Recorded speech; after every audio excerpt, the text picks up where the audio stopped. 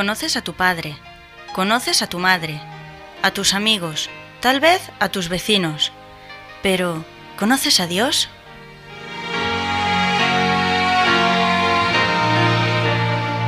Aún hay tiempo para conocer a Dios.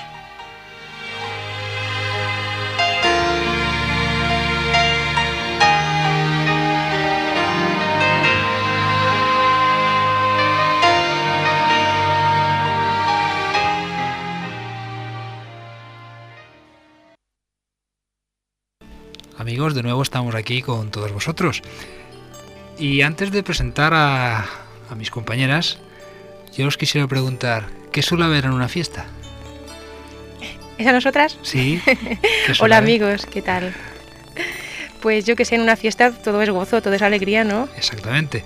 Y creo que eso es la característica que nuestro grupo tenemos cuando presentamos nuestros programas semana tras semana. Pues sí. La que está ahí hablando es Carmen, bienvenida. Hola amigos. Después de una semanita de ausencia. Ali. Hola, buenas tardes. Estamos aquí de nuevo. Y a la otra parte, en los estudios, tenemos a Pedro. Nos está haciendo aquí las indicaciones de cuándo tenemos que entrar. Y también tenemos supervisores como Jesús, como Francisco, como Daniel. Y todos, en conjunto y en equipo, somos los que más o menos hacemos este programa, que esperamos sea del agrado de todos ustedes o de todos vosotros, como queráis, y iniciándolo con la pregunta que he hecho. Hoy vamos a tener un encuentro especial, porque va a ser un encuentro realizado en una fiesta, concretamente en la fiesta de la Pascua, y lo vamos a empezar a desarrollar en unos breves segundos.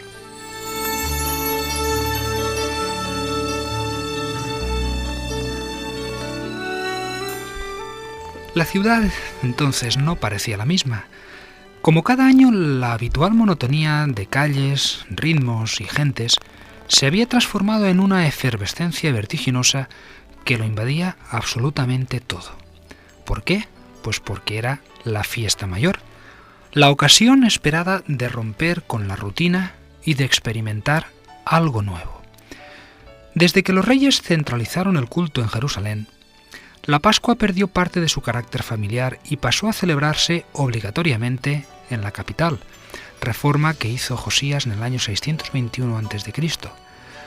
Aparte, el pequeño templo de Onías en Leontópolis, que estuvo construido desde el año 170 a.C. al 73 después de Cristo, el templo de Jerusalén era el único santuario judío que existía en el mundo entonces conocido. A él acudían 3 veces al año los peregrinos del mundo entero, aportando la mayor parte de los recursos de la ciudad, puesto que, además de traer al templo sus diezmos y ofrendas, todo piadoso israelita solía gastar en Jerusalén un porcentaje adicional del producto agrícola llamado segundo diezmo. Pues bien, la euforia de la fiesta se realzaba con la estación del año, porque empezaba ya la primavera. Así es que un olor nuevo de flores y de hierba fresca flotaba en el ambiente. La vida renacía con el sol que calentaba la tierra y hacía vibrar el aire, con la savia que resucitaba los árboles y con la nueva sangre que aceleraba los corazones.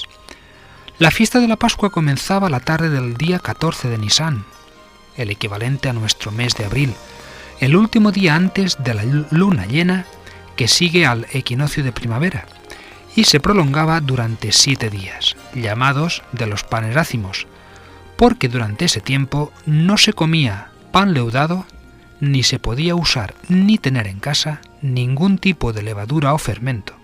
La prohibición incluía, por supuesto, también las bebidas alcohólicas.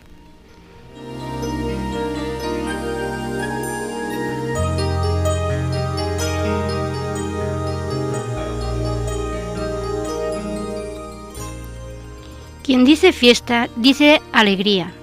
La fiesta es la ocasión para todos de volver al desenfado de la juventud, al bullicio de la adolescencia, a los juegos de la niñez. Por eso las fiestas son también recuerdo y nostalgia. La Pascua era para Israel la fiesta por antonomasia.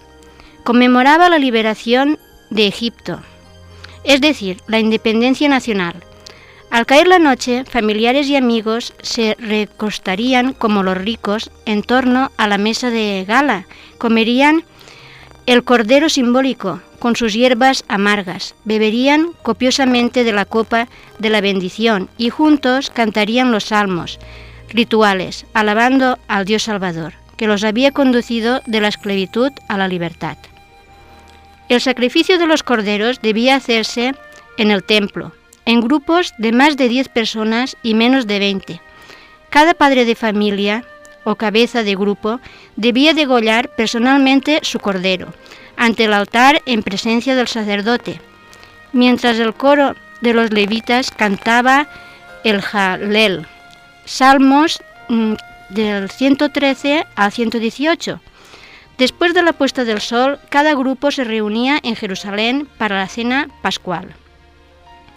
Esta seguía un orden ritual llamado Seder, que ha cambiado muy poco con el tiempo. Los participantes se recostaban en alfombras o divanes en torno a una mesa baja, imitando la costumbre de los ricos. La ceremonia comenzaba con la bendición pronunciada por el cabeza de familia, sobre la primera de una serie de 4 copas de vino, que serían bebidas a lo largo de la cena. El vino debía ser rojo y mezclado con agua caliente, sin duda para evocar mejor la sangre del Cordero Pascual. La comida empezaba con una ensalada de lechuga, rábanos u otras hierbas amargas, que se mojaban en agua con sal y vinagre, para evocar el sudor y las lágrimas de la esclavitud. Se servía el cordero entero, sin romperle ningún hueso, y se comía con pan sin levadura. El momento principal lo constituía el rito de la Agada, en el cual el niño más pequeño preguntaba al padre la explicación de cada elemento del ritual, y se cantaba la primera parte del Jalel, salmos del 13 al 14. Del 113 al 114. Después de la segunda copa, el padre daba gracias sobre el pan y lo repartía antes de distribuir el cordero. El pan se mojaba por lo menos una vez en una salsa espesa llamada baroset, especie de compota de manzanas, higos y pasas con trozos de canela en rama, que por su color y consistencia debía evocar la arcilla con paja que sus antepasados habían tenido que buscar para hacer ladrillos en Egipto. La ceremonia se terminaba después de la tercera copa, llamada de bendición o de redención, con el canto del gran Jalel, salmos del 114 al 118. El resto de la noche debía pasarse entre la meditación y la oración.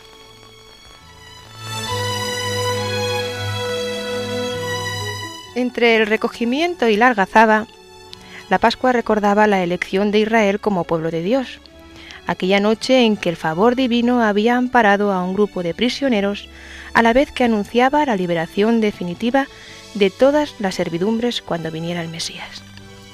La Pascua era un crisol de expectativas, de promesas y también de esperanzas. Hay que recalcar que el nombre de Pascua, llamado también en hebreo Pesá, se asociaba a la acción de pasar por alto o pasar de largo, recordando la noche en que Dios pasó por alto las casas de los hijos de Israel en Egipto y libró a sus primogénitos. El sentido de ese término parece ser el de pasar por encima para proteger, tal como lo explica un rabino judío citando Isaías, y dice: como el ave que aletea sobre sus polluelos, así amparará Jehová de los ejércitos a Jerusalén. La librará y la salvará, la protegerá y la preservará. La salvación era la noción central de la fiesta, tal como lo muestra la oración principal de esa ceremonia. Decía: demos gracias a Dios que ha hecho maravillas con nuestros padres y con nosotros.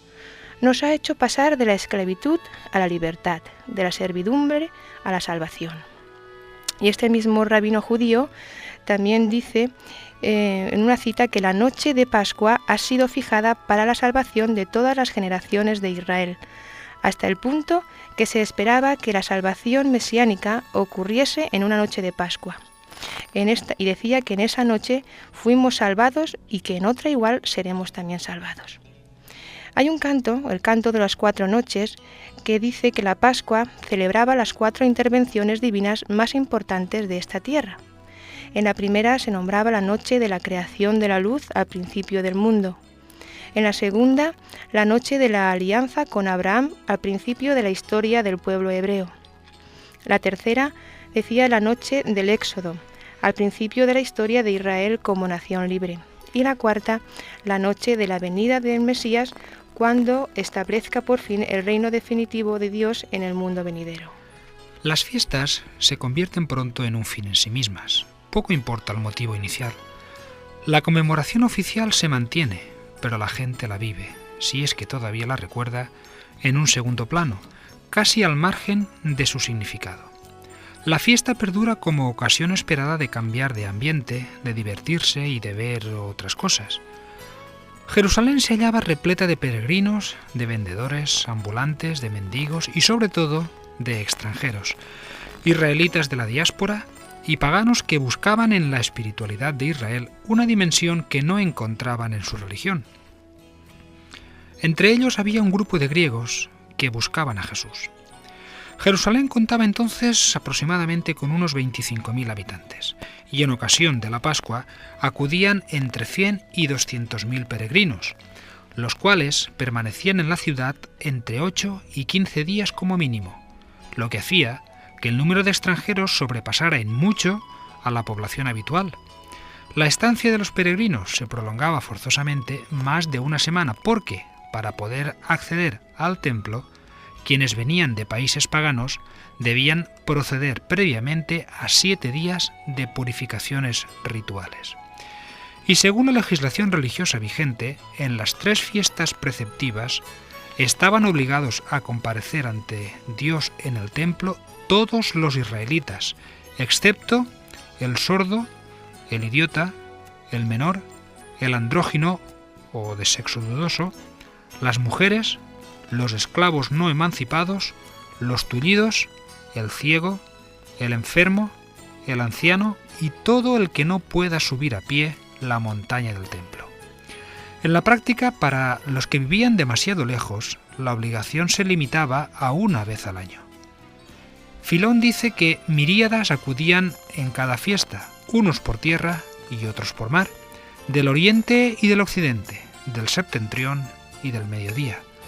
Los prosélitos sólo estaban obligados a acudir a las fiestas si ellos estaban circuncidados.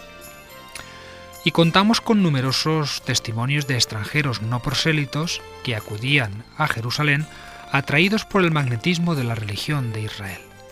Según Flavio Josefo, entre los sitiados en Jerusalén en el año 70, sitio que se produjo durante la Pascua, se encontraban cerca de 2.000 extranjeros.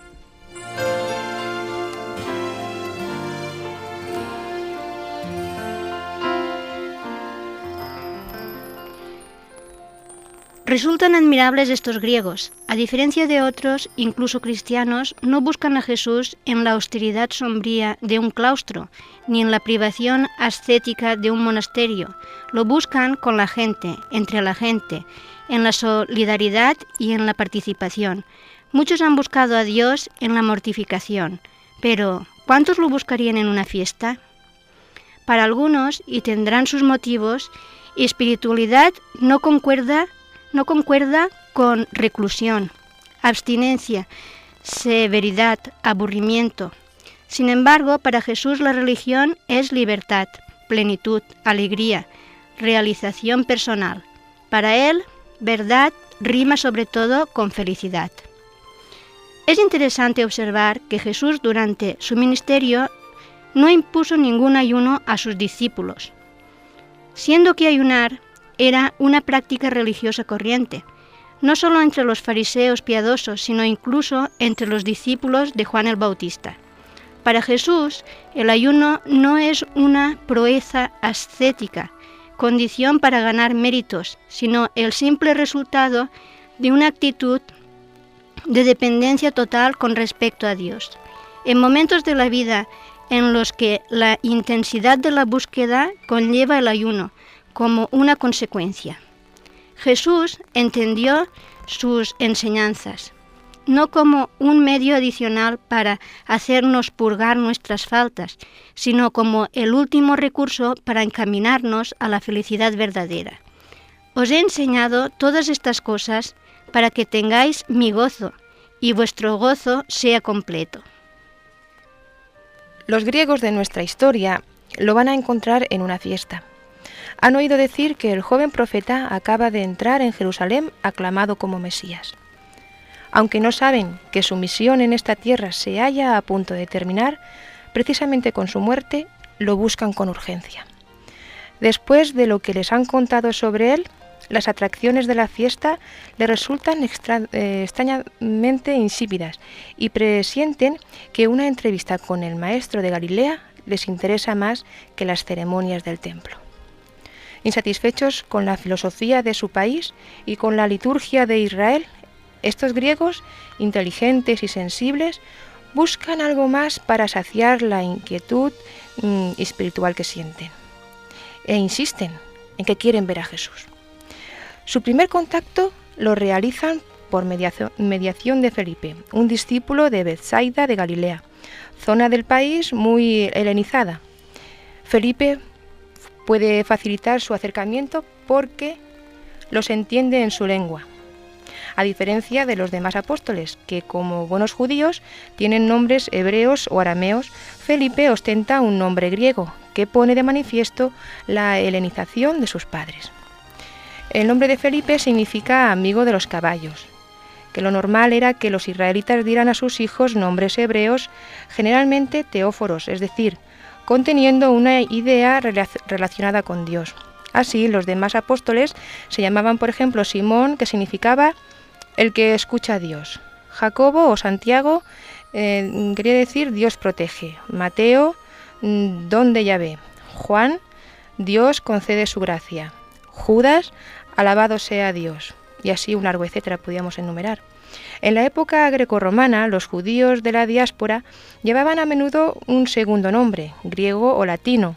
Por ejemplo, Saulo de Tarso usaba además el nombre latino de Pablo, que significa pequeño. Pues bien, Felipe debió de quedar desconcertado ante aquellos primeros extranjeros interesados en Jesús, ya que según el relato fue antes a decírselo a Andrés, el otro apóstol con nombre griego, que era el más veterano. Y Andrés, sirva de paso, vamos a decir que significa viril, y él era también el primer discípulo de Jesús de quien se nos da el nombre. Los griegos han oído hablar de Jesús, pero eso no les basta. Además quieren verlo, quieren hablar con él, descubrir quién es, conocerlo por sí mismos.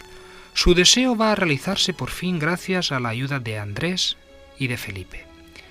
Entre la gente de nuestro mundo secularizado y poscristiano hay todavía quienes quisieran conocer a Jesús.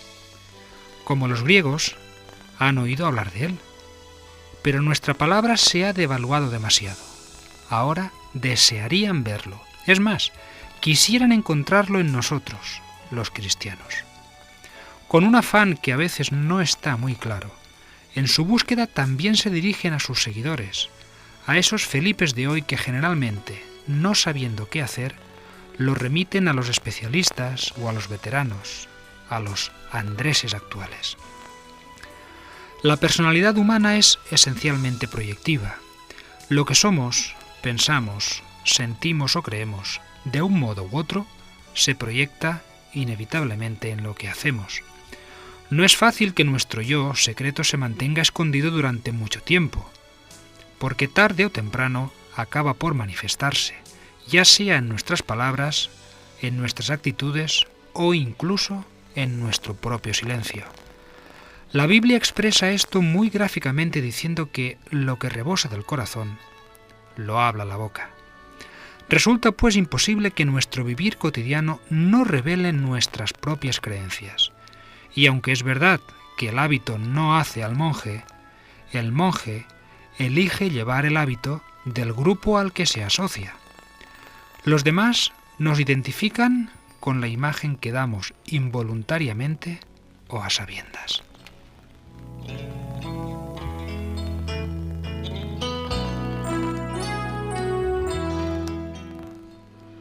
En estos tiempos en que se cuida tanto la imagen, publicitaria o política, porque la imagen es lo que se vende, afecta positiva o negativamente al espectador, al votante o al cliente. Cabe admitir que también existe una imagen en el ámbito religioso, aquello que los demás ven en nosotros cuando nos miran. Afecta a su concepto del cristianismo. Los que buscan a Jesús y se acercan a nosotros, ¿qué ven? Para algunos, cuidar su imagen es ponerse una máscara, de vez en cuando, según convenga, en una especie de carnaval personal e intermitente, como si les preocupase más la imagen que dan que la realidad que viven. Sin embargo, lo importante es el fondo. Dios nos creó a su imagen, y su propósito es que seamos modelados a la imagen de su Hijo, es decir, que nos dejemos marcar por Él tan plenamente que nuestra imagen acabe proyectando la suya. En el teatro griego y etrusco, los actores llevaban máscaras que los identificaban con estereotipos y que a la vez les servían de amplificador de la voz, ya que poseían una boquilla interior en forma de embudo que ayudaba a proyectar el sonido. Aunque la acústica de los teatros era excelente, hacía falta hablar fuerte para ser bien escuchado. Cuando los romanos adoptaron el teatro antiguo, llamaron a las máscaras persona, es decir, algo que sirve para el sonido. Esa palabra persona se refería primeramente a la máscara y después, por extensión, se aplicó a cada actor que se cubría con ella, de modo que cada personaje acabó llamándose persona. Sorprendentemente, esta denominación se generalizó fuera del teatro y por extensión se aplicó a cada ser humano, de manera que hoy a todo individuo se lo llama persona. Esta pintoresca etimología ofrece una lección de validez permanente. En la vida real también suele ocurrir ese deslizamiento, y uno tiende a convertirse en la máscara que más usa. Va interiorizando la imagen que ha escogido proyectar, hasta acabar identificándose con ella. Pablo, con su gran psicología práctica, nos dice que reflejamos lo que contemplamos. Mirando a cara descubierta, como en un espejo, la gloria del Señor, vamos siendo transformados a su imagen. Si no reflejamos a Cristo es porque no lo contemplamos, y si lo reflejamos mal es porque no lo contemplamos bien. Como espejos deformados, distorsionamos en una caricatura grotesca la imagen que recibimos. El proceso normal que Dios espera en nuestra vida espiritual es que vayamos reflejando de una manera cada vez más nítida su carácter. Puesto que nos convertimos en lo que contemplamos, en última instancia, lo que cambia no es nuestra imagen, sino nuestra realidad. Por eso, en vez de intentar disimular el aspecto externo, es más fácil dejarse transformar. Muchos viven la religión como si formasen parte de un club. Su vínculo de socios se limita a encuentros distantes o a reuniones semanales, como ocurre entre los aficionados y su equipo. Aunque en sí sea buena, y ojalá Jesús tuviera en cada ciudad tantos partidarios como algunos clubs, como hemos dicho, aunque en sí sea buena, esta relación no basta. El miembro de un club ha de llevar una insignia, enarbolar una bandera o frecuentar un local para mostrar su afiliación. La relación entre el verdadero creyente y Dios es, en cierto sentido, comparable a la que existe entre una bombilla y la luz. Cuando se establece el debido contacto, la luz brilla automáticamente. Jesús ilustra esta relación diciendo: «Yo soy la vid, vosotros los sarmientos. El que sigue conmigo y yo con él es quien da fruto abundante, porque sin mí no podéis hacer nada. Si un sarmiento no sigue en la vid, no puede dar fruto solo. Así tampoco vosotros si no seguís conmigo». Quien depende realmente de la vid no necesita preocuparse por su imagen. Con el tiempo, inevitablemente, los frutos vendrán. Otros los verán y sentirán el deseo de disfrutar también de esa vivencia. La clave no está en ser un buen ejemplo, sino en ser de pura cepa. Esos griegos que quieren ver a Jesús van a aportarle una gran satisfacción, la evidencia de que su trabajo no ha sido en vano. Llevados por sus inquietudes espirituales, encuentran en él lo que buscaban sin saberlo, más allá de las fronteras de su cultura y de su religión. Quizá por eso Jesús les diga: ha llegado la hora de que el Hijo del Hombre sea exaltado. Es decir, de que sea debidamente valorado y presentado, para que quienes están en camino buscando un maestro encuentren, no a pesar de sus seguidores, sino a través de ellos, al único capaz de satisfacer plenamente la búsqueda espiritual de todos los pueblos de la tierra. Hablando con los griegos, Jesús compara a través de sí mismo a cada ser humano con un grano de trigo, algo muy pequeño, pero maravilloso, porque tiene latentes unas posibilidades de vida increíbles. No obstante, ese grano solo germina si cae en la tierra, si se da. Os lo aseguro, si el grano de trigo no cae en la tierra y muere, queda infecundo. En cambio, si muere, da fruto abundante. Empezamos a crecer espiritualmente cuando se produce en nuestra experiencia una muerte y una resurrección.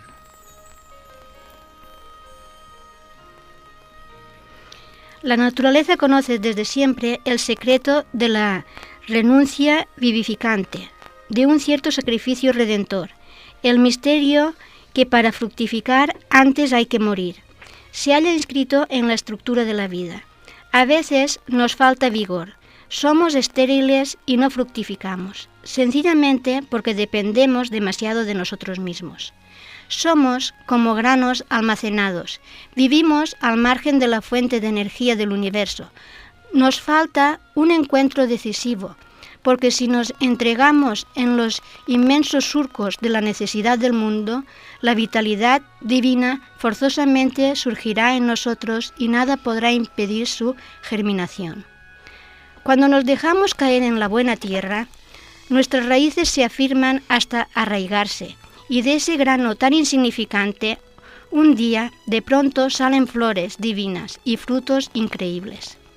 El texto añade una declaración asombrosa. El que ama su vida la perderá, pero el que aborrece su vida en este mundo la guardará eternamente. La vida, y esto es muy importante, la vida presente es la única ocasión que tenemos para asegurarnos la vida eterna. Una puede ser vivida ya en función de la otra. Actitudes opuestas presentadas en términos absolutos. Amar o aborrecer, vida o muerte, guardar o perder. Se trata de un semitismo que indica la polarización de nuestras preferencias. Estas expresiones aparentemente extremas nos ponen en guardia ante las consecuencias inevitablemente extremas de nuestra elección. Quien centra en sí mismo su vida, y eso le basta, sepa que, por aferrado que esté a ella, un día la va a perder. Porque la vida, con mayúsculas, hay que desearla. Si nuestra vida nos deja insatisfechos hasta el punto de que sin la dimensión trascendente no podemos vivir, es que la vida eterna ya ha empezado a ser nuestra. Se trata de escoger. Para germinar y perpetuarse hay que morir a la vida y dejar que irrumpa y fructifique en nosotros la vida. Solo entonces, como creyentes, podremos despreocuparnos por fin de nuestra imagen, porque los demás, o sea, todos los griegos con que nos encontremos, lo queramos o no, verán a Jesús en nosotros. Entonces se repetirá también la experiencia de sus primeros seguidores, que eran que sus intereses, su carácter, su estilo de vida habían cambiado de un modo tan admirable que la gente al mirarlos se maravillaba y reconocía que habían estado con él. Estar con ellos era como encontrar a Jesús, es decir, mejor que una fiesta.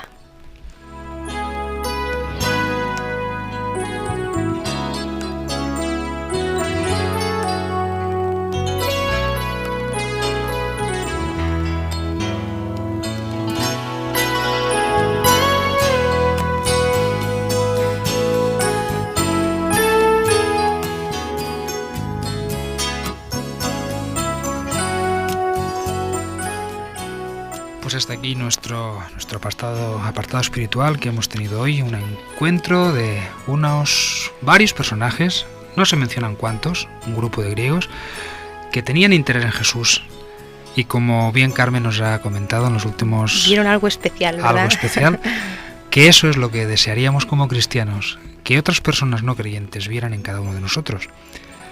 No por orgullo, No, ni muchísimo menos, sino simplemente por eso, porque Jesús... seamos un reflejo de aquello que estamos continuamente mirando, que es lo importante. Como hemos dicho en el desarrollo del tema, el Señor no mira solamente las apariencias, y no sino transformemos el fondo. Lo de fuera, eso. Exacto. Empecemos por dentro. Ali, ¿estás de acuerdo? Completamente de acuerdo. Completamente de acuerdo. Amigos, no nos queda más tiempo, nos están haciendo ya indicaciones de que tenemos que concluir. La semana que viene les prometemos un nuevo encuentro, quizás sea un poco más personal, no tan generalizado como esta semana, pero sí que prometemos ese encuentro con Jesús, que semana tras semana tenemos desde hace ya algún tiempo.